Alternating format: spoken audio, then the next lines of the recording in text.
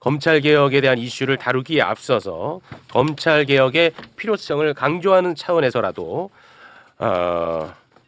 박상용이 얘기를 잠깐 좀 하고 가야 될 것 같아요. 박상용이. 네. 김성태의 접견 녹취록이 공개가 되지 않았습니까? 근데 그 공개되는 것들을 보면요. 박상용 검사실을 김성태 자신의 집무실처럼 활용한 것처럼 보입니다. 네. 정말 우리가 이 얘기 잠깐 했는데 접견 녹취록은 우리가 그때 이야기를 못 나눴어요. 그 소개를 좀 한번 해주시죠. 자, 김성태가 지인이랑 접견할 때 나눴던 대화 이 녹취록이 있습니다. 23년 2월 23일에는 모그룹 A하고 B 고문이 내일 온다고 해서 내일 거기서 보기로 했거든? 이라고 이야기를 하고요. 무슨 지 사무실이냐고. 예. 거기가 참고로 말하면은 박상용이 검사실. 1313호. 그렇습니다. 그리고 23년 5월 15일에는 C하고는 내가 주주총회 이런 것 좀 설명해줘야 될 것 같아. C가 올 때 D하고 E가 오면 되고 내일 4시쯤 오라고. 이게 뭐야? 저게 다 그 쌍방울 계열사 관계자들입니다. 예. 뭐 C, D, E 이런 사람들은 예. 이거는 뭐 완전히 그냥 자기 집무실처럼 그렇게 보여요. 활용한 것 아닌가 예. 하는 정황이 담긴 녹취록이 공개가 됐습니다. 예. 근데 여기에 대해서 박상용이는 언제나 박상용이는 또 항상 반박하잖아. 네, 변명하죠. 예, 또 반박을 했습니다. 녹취 속에 등장하는 인물들은 수사를 위한 참고인들이었다. 라고 이야기를 하고 그리고 또 엄청난 말장난 또 하나 들어옵니다. 의혹들 자체가 서로 모순이 되고 있다. 왜? 검찰이 김성태에 대한 자백 압박을 무섭게 해서 김성태가 허위 자백을 한 것이었다고 주장하던 분들이 이제는 그 해당 검사실 김성태 집무실로 내주는 집사 역할을 했다고 주장을 한다. 근데 이게 먹힐 거라고 생각해. 야, 그러니까 임마 회유하고 협박이라는 얘기를 하는 거 아니야. 회유와 압박. 그렇죠. 회유할 때는 편의 제공하고 그렇죠, 당연하죠. 압박할 때는 혼내고. 그렇죠.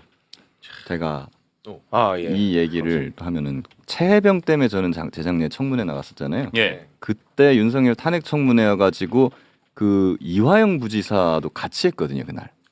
그래서 제 옆에 앉았었어요. 네. 그때 얘기를 많이 나눠봤어요. 근데 사실 국회에서 그 전까지는 그 뭐 소위 말하는 뭐 연어 술 파티니 뭐한 얘기들이 있었잖아요. 네. 예. 솔직히 말씀드리면 그 전까지는 저는 그 얘기 믿지 않았었어요. 검사 출신들 안 믿더라고. 왜냐하면 일반적인 그 검사의 실무를 해본 사람으로서 그런 수사의 상식과는 완전히 동떨어진 말도 안 되는 얘기고 그런 예. 일이 있을 수가 없지라고 해서 안 믿었는데 네. 이화영 부지사한테 옆에서 그런 얘기를 제가 듣잖아요. 네. 근데 들어보면 또 저도 범죄자들이나 아니면 참고인들 많이 신문을 해봤잖아요. 그렇습니다. 거짓말을 하는 사람의 눈이나 행동 언어가 아닌 거예요. 진짠가? 그러고 나서 나중에 박상용 검사가 나와가지고 하는 걸 봤어요. 네. 거짓말을 말하는 사람의 눈빛이야. 눈빛이 행동이나 말투가 아니 속이라는 게 있잖아요. 그거를 보고 나서 또 이번에 결과적으로 보고서나 막 이런 것들까지 나왔지 않습니까? 예. 실태 조사가 이 정도 됐으면은 네. 박상용 검사는 지금 제가 보기엔 이거. 거의 지금 권성동급이 되었다. 근데 이게 핵심이 뭐냐면 네네. 이건 녹취록이에요. 진술이 아닙니다. 음. 앞으로 어떤 일이 벌어질 줄 알고 미리 말을 녹취록으로 흘릴 이유가 없단 말이야. 네. 둘째, 녹취록에 나온 발언대로 실제로 일이 일어납니다. 요 타임라인하고 녹취록의 타임라인하고 실제 타임라인이 같아요. 그런 게 대단히 많아요. 그렇기 때문에 이게 진실에 가까운 거야. 그렇죠. 박상용이가 거짓말일 가능성은 저는 개인적으로 99%라고 굉장히 높습니다. 예. 그렇기 때문에 지금 박상영 검사 같은 경우에는 예전에 그 권성동이 구속되기 직전, 구속되고 나서까지도 막 이상한 변명을 하면서 저는 국민과 함께 하겠습니다 하면서 막 이상한 소리 했잖아요. 네. 지금 딱 박상영 검사의 심리 상태나 행동이 딱 그거예요 지금. 그렇습니다. 나는 영웅이 될 것이다. 요거 네. 참고해서 제가 한 말씀만 드리면 소개 좀 해드리겠습니다. 소개하고. 네. 이런 것들 다시는 못하게 하기 위해서라도 검찰 개혁하자는 거야. 네, 맞습니다. 이게 핵심입니다. 관련 이야기 함께 나누실 분 저희가 소개를 해드리겠습니다. 요즘 검찰 개혁 관련해 가지고 민주당 의원을 섭외하기가 쉽지가 않은데 아주 용기를 내어주셨군요. 이용우 의원님 오랜만에 박수로 모십니다. 네. 안녕하십니까. 네 반갑습니다. 네. 청라 국제도시 검안경서 연희동 지역구로 두고 있는 인천 서울 이용원입니다. 나와주셔서 네, 대단히 고맙습니다. 감사합니다. 자 그리고 장인수 기자님 박수로 모십니다. 네, 안녕하십니까. 저널리스트 장희수입니다. 네, 반갑습니다. 말씀하시죠. 이게 수법인데요. 이게 너무 많이 본 수법이라서 저는 김규현 변호사님이 처음에 그 얘기를 안 믿었다는 게 오히려 더 아, 놀라운데 그게 놀라워. 이 수법입니다. 그 어떤 범죄 피의자를 계속 수십 번에서 100번씩 불러. 그러니까. 네. 검사 방해. 네. 그럼 검사 방에서 연어를 줬다는 게 어. 연어를 줬다는 게 아, 술이랑 연어가 들어갔다는 게. 아, 왜냐면 줬다. 제가 줬던 최대한은 초코파이였거든요. 제가 ISD 홀딩스 사건에서 이게 1조 원대 사기 사건입니다. 제2의 조이팔 사건이라고 하는 거. 예. 요거 이제 주범까지는 다 봤는데 범죄 수익은 거의 환수가 안 됐어요. 아. 근데 김영일 검사실에서 무슨 일이 벌어지냐면 ISD 홀딩스 김성훈인가 그런데 그 사람이랑 친한 구치소 동기가 김영일 검사 방에 나가서 누군가한테 전화를 해요. 전화를 받은 사람은 자기랑 역시 같이 그 교도소 구치소 동기였다가 나간 범죄자한테 전화를 해서 야 홍콩 HSBC 법인에서 200개 꺼낼 거니까 그걸로 한 소리 인수해.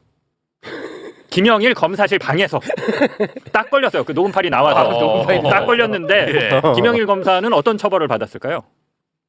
걸렸잖아. 걸렸잖아. 견체. 견체. 그게 검찰입니다. 아. 이게 검찰이에요.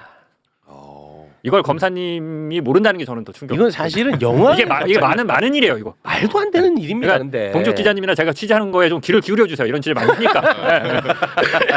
근데 말이 안 되기 때문에 그거는 진짜 골로 보내야 되는 겁니다. 그렇습니다. 근데 말이 안 되는데 말이 안 견책이니까 되는 그게 일이 검찰 없잖아요. 조직입니다. 그렇습니다. 이런 일 다시는 없어야 된다. 네. 그래서 검찰 개혁해야 된다라는 것은 일단 최소한 6명의 생각은 같을 겁니다. 그렇죠. 네, 그럼요. 아, 당연하죠. 그런데 네. 이번 검찰 개혁 정부 입법안에 대해서는 어떤 생각들을 갖고 계신지는 정확하게 몰라요. 예, 그거는 각자 알아서 자유롭게 효과적으로 해주시면 될 것 같습니다. 검찰 개혁 본격적인 이슈를 다루기 앞서서 뭐 뉴스 차원에서 요거 잠깐 단신으로 처리하고 가도록 하겠습니다. 예. 국무총리 산하 검찰 개혁 추진단에서 정부 입법안을 지금 만들고 있는 거 아니겠습니까? 네. 근데 그곳에 자문위원장이 음. 있습니다. 박찬훈이라고. 예. 근데 이 사람이 검사의 직접 보안 수사권 전면 폐지에 대해 반대한다는 뜻을 밝히면서 사의를 표했네요. 예. 근데 사의를 표하면서 언론 공지를 남겼는데 그거를 좀 소개해 주시죠. 네, 위원장직에서 어제 사의를 했고요. 언론 공지 내용을 보면 아직 검찰개혁 입법이 완결되지 않은 시점에서 제가 사임을 결심한 이유는 두 가지입니다. 하나는 저는 위촉 이전부터 보안 수사 폐지에 반대하고 전권 송치의 필요성을 강하게 주장해온 사람입니다. 이러한 분명한 소신을 가진 제가 검찰개혁의 핵심 과제인 형사소송법 개정 작업에 자문을 맡는 것은 중립적 입장에서 법안 준비를 요구받는 추진단에 부담이 될 수 있다고 판단하였습니다. 또 하나는 현재 보안 수사권 등을 둘러싼 논의 구조에 대한 우려 때문입니다. 우리 형사사법 절차에 중대한 변화를 초래할 사안임에도 불구하고 충분한 수기와 균형 잡힌 토론보다는 감정적 접근이 앞서는 현실을 저는 심각하게 받아들이고 있습니다. 네. 라고 입장을 냈습니다. 근데 지금 보안 수사권이 뭐 이슈로 떠오른 건 아닌데 원래 존재했던 예, 뭐 이슈긴 하지만 갑자기 그거를 이유로 삼아가지고 사퇴한 것도 좀 생뚱맞긴 하고 예. 개인적으로 보안 수사권을 폐지하자고 주장하는 사람들을 언제나 이런 사람들은 감정적인 사람으로 몰아 언제나 나는 그거는 좀 지금까지는 조직법이어서 보안 수사권이 전면에 나오지 않았는데 그렇습니다. 이분의 주장은 보안 수사권을 뭐 줘야 된다 아니면은 뭐 전권 송치를 해야 된다 뭐 이런 주장을 지금 하시는 거잖아요. 맞습니다. 네. 앞으로 이제 형사소송법 개정을 아마 추진단에서 뭐 성안을 하게 될 해야겠죠. 건데 그거 다루게 되거든요. 그러니까 나는 이걸 강하게 주장하고 있기 때문에 내가 이걸 위원장을 맡으면 네. 이게 약간 좀 중립적이지 못할 수 있다 뭐 이런 예. 차원에서 사퇴한 게 아닌가라고 네, 네. 추측은 되고요. 예, 맞는 것 같아요. 그리고 이제 네. 감정적인 뭐 그런 거는 지금 어느 쪽을 주장하든 간에 네. 예, 그 사람에 대해서 지금 감정 섞인 공격이 지금 계속되고 있어요. 어느 양쪽 전부 다. 그래서 그런 부분은 좀 바람직하지 않다라는 네. 것이고 또 반대로 또 보안 수사권을 줘야 된다라고 주장하는 사람에 대해서는 감정적이다가 아니라 친검찰이다. 아, 뭐 그런 라는 또 이렇게 예. 또 되고 있거든요. 근데 그것도 좀 바람직하진 않다 저는. 예. 알겠습니다. 그리고 부 안에 대해서 여러 가지 지금 입장들이 있잖아요. 네. 그런데 또 이제 그중에 극단적인 게 정부안은 지금보다 더 악화되는 게 악이다. 검찰이 검찰을- 오히려 후퇴됐다. 검찰이 후퇴된다. 검찰이 강화된다. 이런 주장들이 있어서 그렇습니다. 제 주장의 요지는요. 네. 정부안이 완벽한 안이라는 것이 아니고 적어도 개혁안이나 이런 더 후퇴되는 것처럼 말하는 거는 그 부분은 잘못됐다. 진전된 법안은 이건 맞다. 진전된 것이고 계약안이 아니다. 자, 그럼 예. 진전된 라는 근거를 것인데, 좀 한번 그래서 제시해 정부안에 주시죠. 대해서 일단 먼저 한번 전체적으로 평가를 해보자면은요. 네. 검찰 개혁의 요체는 일단 수사 기소 분리예요. 다 아시잖아요. 아유, 네. 이제 그렇죠. 지겹지. 근데 여기서 수사와 기소를 분리한다는 게 무슨 뜻이냐라고 하면은 수사는 일반적으로 경찰이 계속 쭉 하죠. 네. 그 수사가 끝나면 뭐해요? 얘를 재판으로 보낼 거냐 안 보낼 거냐 기소, 불기소. 결정을 합니다. 그 네. 기소와 불기소잖아요. 기소와 불기소가 돼야지 수사가 끝나는 거예요. 네. 그게 종결되는 거예요. 네. 그래서 수사와 기소를 분리한다. 이게 왜 분리해야 됐느냐? 과거에는 검찰들이 수사 개시도 하고 자기가 기소 불기소도 하니까 수사 종결도 해. 지 맘대로 수사를 개시하고 지 맘대로 수사를 끝내. 이걸로 이용해가지고 표적 수사를 벌이고 관련 범죄 수사를 확대해가지고 별건 수사 벌이면서 막 나쁜 짓을 엄청나게 많이 예. 악행을 벌였잖아요. 네. 이렇기 때문에 이걸 해결하기 위해서 시스템적으로 수사를 개시하는 사람과 종결하는 사람은 달라야 돼. 즉 수사하는 사람과 기소 불기소를 하는 사람은 달라야 돼.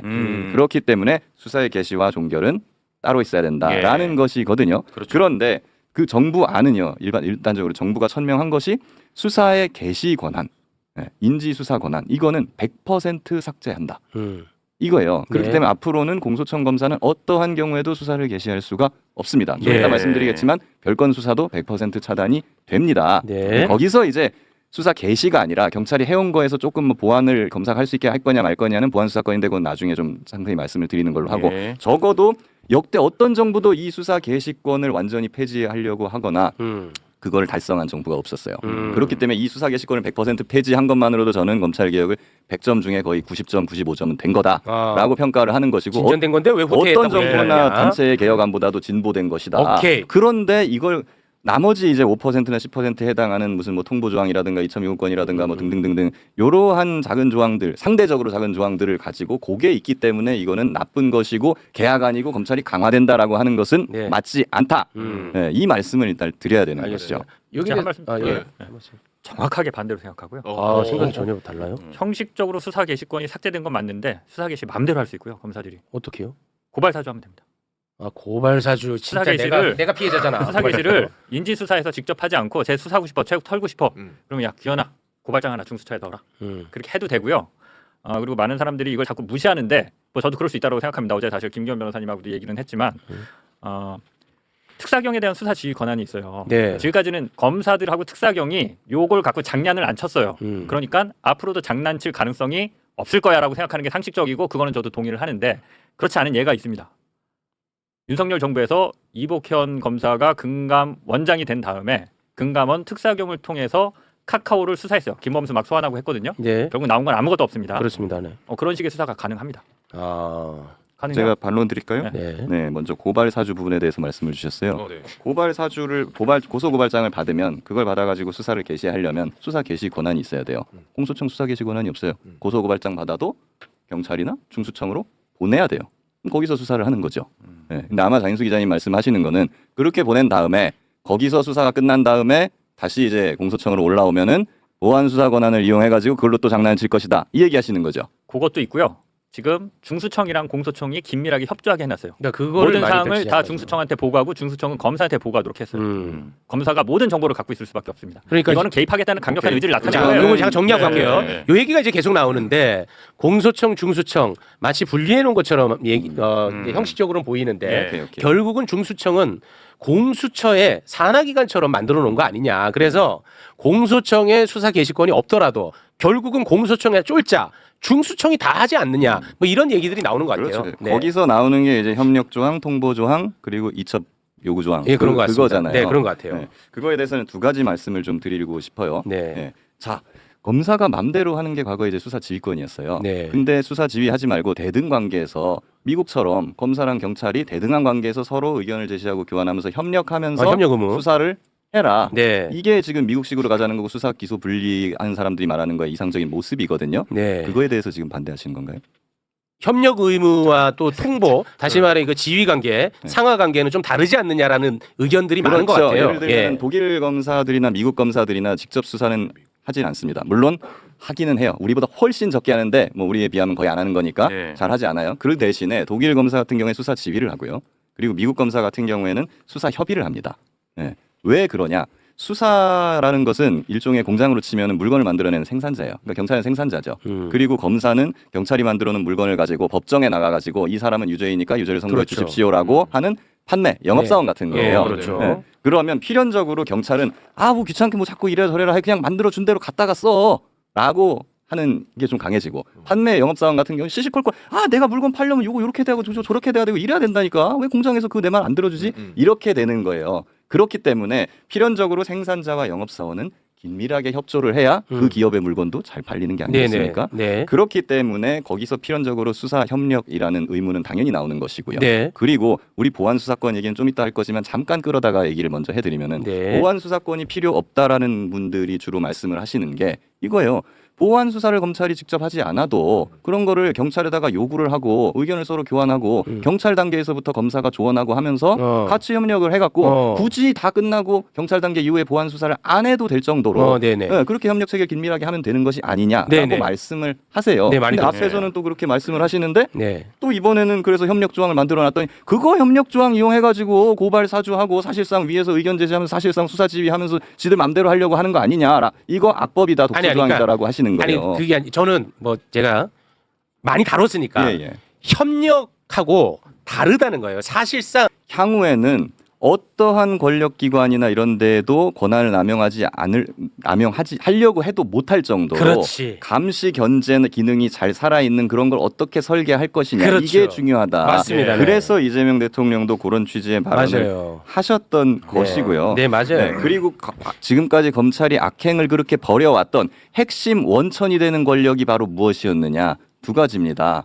수사 개시권인데 6대 범죄나 뭐 이런 거에 대한 최초의 수사 개시권 그리고 하나 더 이게 더 중요해요. 관련 범죄에 대한 별건 수사 개시권 이거거든요. 그래서 6대 범죄로 들어간 다음에 거기서 관련 범죄 A, B, C로 계속 뻗어 나가는 거예요. 이제 막 변호사비 대납으로 시작했다가 막 대북 송금으로 가고 막 이런 거지 않습니까? 맞습니다. 근데 요런 부분이 핵심이었는데 요 부분은 정부 안에서도 완벽하게 삭제가 지금 됐다고요. 그래서 요거는 안 된다는 것이고 아닙니다. 그리고 아닙니다. 제가 아까 정상적인 그래서 제가 지금 이제 말씀드리려고 합니다. 정상적인 상황이라고 하면은 장인수 기자님도 이게 맞다라고 말씀하셨잖아요. 그래서 제가 말씀드리는 건 정부안도 그렇고요. 아마 또 많은 분들이 말씀하시는 그거대로 하지 말고 뭐 법사위안이라는 게 있으니까 그거대로 해라거나 뭐 저렇게 해라거나 하는 분들 있잖아요. 그 모든 안들을 다 망라해 봐도요. 이거는 잘 돌아갈 건데 물론 부작용이 얼마나 있느냐의 차이지만 전제가 있어요. 대통령이 정상적인 사람일 것. 이게 전제입니다. 그건 왜 그렇죠? 대통령이 정상적인 사람 하에서는 예를 들면 민주당 정부에서 이재명 대통령이 있어요 지금. 그렇다면은 이렇게 개혁을 해놓으면 정부 아니든 다른 어떤 아니든 잘 굴러갑니다. 그건 얘기할 필요 없고. 그렇죠. 윤석열일 때. 그러면 이렇게 물으세요. 아니 지금 그게 중요한 게 아니잖아. 윤석열 같은 놈이 들어와면 어떡할 거야. 그렇죠. 정권이 바뀌고 윤석열 같은 사람이 들어와도 대통령을 해도 안전한 그렇지. 그런 개혁안을 우리는 원한다. 맞아요. 라는 것이잖아요. 예, 근데 그렇죠. 죄송합니다만은 네. 그런 개혁안은 없어요. 없다고요? 현존하지 않고 지금 소위 말하는 뭐 법사위안이나 뭐 그런 거에 할아버지 같은 안이 와도 아니 수사하고 안 기소 돼요. 분리하면 되잖아. 이유를 말씀드릴게요. 어어. 네. 대통령이 된다는 거는요. 네. 검찰만 장악한다는 걸 의미하지 않아요. 네. 경찰, 중수청, 심지어 공수처 거기도 이제 검사 임명하고 막 연장을 하니까 모든 국가기관의 권력을 다 장악한다는 것을 의미하는 겁니다. 제가 윤석열이에요. 네. 다시 집권을 했어요. 네. 상상하기 싫지만 네. 검찰 우리가 해체를 해버렸어요. 그냥 아주 강하게. 윤석열인데 다시 집권했어. 검찰 해가지고 다시 정치 수사 한번 벌려볼까 했는데 없어 검찰이. 수사 기소 다 분리됐어. 아니 내가 아무 말인지 알아들었으니까 아무 문제가 없고. 아니 내가 알아들었으니까 내 딴에 제가 정리를 네. 할게요. 만약 윤석열이야 수사 기소 완전히 분류가 돼 있어. 그러면은 경찰도 만져야 돼. 그 일선 수사관 다 검찰도 다 만져야 돼. 이거는 쉽지가 않아요. 그런데 수사 기소를 한 곳에서 다 한다. 그러면 하나 기만빵만 만지면은 해결이 돼. 그래서 수사 기소 분리했잖아요. 그러니까 수사 기소를 분리하면 윤석열이 와도 쉽지 않죠. 아니, 상대적으로 그걸, 덜하다는 거지. 네, 쉽지 상대적으로 않지. 덜한 건데 근데 윤석열이면은 그냥 경찰이나 중수청을 시켜가지고 수사 개시하고 별건 수사 시키면 되는 거예요. 아니 그러면 네. 또 공소청도 만져야 되잖아요. 제일 쉬운 거는 야, 공소청 오케이. 경찰 너희 와갖고 합동수사본부 구성해버려 이렇게 하면 그냥 쉬운 거기 때문에 사실 그래서 가장 완벽하고 궁극적인 검찰 개혁은 뭐냐? 정권 안 뺏기는 거예요. 아니, 그러니까 정권 안 뺏기려면 모든 사람들이 만족하고 범죄로부터 네. 안전하다고 느낄 수 있는 안전한 수사 그 구조, 형사사법 구조를 만드는 게 중요한 것이고 그래야지 그러니까 많은 우리가 사람들이 지지를 할 이걸 거니까. 이렇게 뜨겁게 얘기하는 게 이재명 정부만 평생 간다면 아니, 뭐 하려고 그리고 걱정합니까? 그래서 사실 이재명 그렇게 대통령이 얘기해 말을 한 게 그 오케이, 말을 오케이. 하신 오케이. 거거든요. 이제 지금. 충분히 끝나고 예. 저한테도 좀 주세요. 예, 알겠습니다. 네. 그 권력기관 개혁에서 가장 그 기본적인 전제는 어떤 정권이 있는지 여부와 무관하게 이런 권력기관들의 어떤 권력 남용들의 이런 부분들을 최대한 제어하자라는 거예요. 그렇죠. 네. 그 예. 방점이 있는 거고요. 맞습니다. 당연하죠. 예를 들면 윤석열 같은 사람이 또 들어온다 하더라도 예를 들면 뭐 그 행정부 수반으로서 이 행사할 수 있는 권력의 한계는 분명히 있고 또 입법을 통해서 하지 않으면 못하는 장치들이 굉장히 많습니다. 네. 그런 부분들은 결국은 불가역적으로 이제 못하게 되겠죠. 물론 이제 입법부까지 또 장악하면 그야말로 독재적인 수준으로 한다라고 하면 또 이제 역행할 수도 있겠지만 네. 우리가 문재인 정부 당시에 수사기소 분리를 했고 한동훈이 들어와 가지고 등을 가지고 여러 가지 그렇죠. 장난을 치긴 예. 했지만 네. 그래도 역사적 진전은 분명히 문재인 정부의 검경 수사권 조정을 통해서 일부 이루어진 부분은 분명히 있는 거고요. 네. 이번에 검찰 개혁도 마찬가지로 수사기소 분리를 하잖아요. 근데 김 변호사님처럼 그 관점에서 보시는 분들도 있고 평가의 관점이 조금씩 다른 것 같아요. 똑같은 사실을 가지고 이 정도면 충분하다, 이 정도는 여전히 부족하다. 네. 팩트가 달라진 건 아닌 것 같아요. 관점과 평가의 기준이 좀 다른 것 같고요. 수사기소 분리라고 하는 것에 대한 기본적인 그 원칙이랄까요, 방침이라고 하는 것은 결국 수사 개시권과 수사 종결권을 분리하는 차원이 아니라 수사권 자체를 기소권하고는 좀 분리하자라는 차원으로 접근하는 게 통상적으로 좀 소위 말하는 원칙적인 주장을 하시는 분들의 입장, 저도 개인적으로 그 입장에 서 있는데 수사 개시라고 하는 것과 수사 종결권만 분리해서는 온전한 수기 분리라고 보기는 어렵겠다. 여전히 남용될 수 있는 여지가 충분히 있겠다라는 차원이고 그 논리가 어떻게 또 규결이 되냐면 정권 송치하고도 또 연결이 됩니다. 그래서 모든 사건들을 일단 검사한테 다 보내보자. 네. 사후적인 통제를 위해서라도 그게 적절하지 않겠느냐. 거기서 다 수사 종결을 하도록 만들자라고 네. 하는 게 수사 개시권과 수사 종결권의 분리를 이제 주장하시는 분들의 어떤 입장에 서 있는 것 같고요. 이제 그런 네. 것만으로는 여전히 한계가 있기 때문에 완전하게 분리해야 된다라고 하는 차원에서 수사 개시 종결을 모두 포함해서 검사에게 그런 권한을 주는 것은 적절하지 않다. 다만 송치된 사건은 여전히 검사가 그걸 최종적으로 관문으로서의 이제 종결권을 가지고 행사하게 되는 거기 때문에 그 정도 선에서 더 역행하지는 말자라는 취지고요. 불가역적 검찰 개혁을 반드시 완수하겠습니다. 개혁의 원칙과 초심으로 돌아가야 합니다. 1998년 김대중 정부는 검찰제도개혁위원회를 출범시키고 법조비리 근절을 개혁의 최일선에 세웠습니다. 2003년 참여정부는 총장과 검사를 하나로 잇는 검사 동일체 조항을 검찰청법에서 삭제하는 데 성공했지만 대검 중수부를 견제하기 위한 공수처 설치와 경찰 수사권 독립을 목표로 한 개혁은 검찰 카르텔의 장벽 앞에 무산된 바 있습니다. 2022년 1차 검경 수사권 조정 역시 정치 검찰을 해체하고 올바른 형사사법 절차로 전환해야 한다는 민주 진보 진영 모든 시민의 간절한 염원이자 그 꿈에 조금은 다가간 개혁이었습니다. 그렇게 민주 진보 정권은 더디지만 한 걸음 한 걸음 개혁을 완수해 갔습니다. 검찰개혁은 어제 오늘의 일이 아닙니다. 조작 수사와 답정려 기소로 점철되는 정치 검찰 권력과 무려 30년 동안 치열하고 처절하게 싸워온 민주 진보 진영 시민 모두의 이야기입니다. 검찰개혁은 여의도의 전유물이 아닙니다. 검찰 권력 앞에 좌절하고 분노해야만 했던 시민들이 끝내 무너지지 않았던 이유는 민주 진보 진영의 깃발인 검찰개혁을 끝내 완성해야 하기 때문이었습니다. 우리는 지난 겨울 응원봉 시위에 동참했던 수많은 시민들이 염원하는 검찰개혁의 정신과 그 그 정신으로 완성된 빛의 혁명의 의미를 가슴 깊이 되새겨야 합니다. 그것은 주권자를 대표하고 민생을 대변하는 시민의 대표로서 마땅히 해야 할 공적 책임이자 주권자의 권력 의지일 것입니다. 최근 민주시민 모두가 간절히 바라온 개혁이 무산되지 않을지 검찰에게 다시 칼을 쥐어준 미완의 개혁과 실패의 역사가 반복되지 않을지 우려가 큰 것이 사실입니다. 개혁의 원칙과 초심을 되새겨야 할 순간입니다. 강물은 바다를 포기하지 않는다는 고 노무현 대통령님의 생전 말씀처럼 민주진보 시민들은 단 한 번도 검찰개혁을 포기한 적이 없습니다. 역사적 소명과 시대정신 앞에 검찰개혁을 당당하게 완수해야 합니다. 원칙 앞에 타협하지 않고 올바른 검찰개혁을 완수하는 데 힘을 모아 끝까지 최선을 다하겠습니다. 감사합니다. 빈대 잡자고 초가삼간 다 태워서는 안 된다. 집권 세력이 됐다고 마음대로 다 할 수 있는 게 아니다. 이재명 대통령이 SNS에 쓴 글을 두고 검찰개혁, 공소청, 중수청 정부안에 반대하는 여권 내 강경파를 겨냥한 것 아니냐는 분석이 나옵니다. 강경파는 검찰개혁 관련 정부안을 전면 수정해야 한다는 주장을 고수하고 있습니다.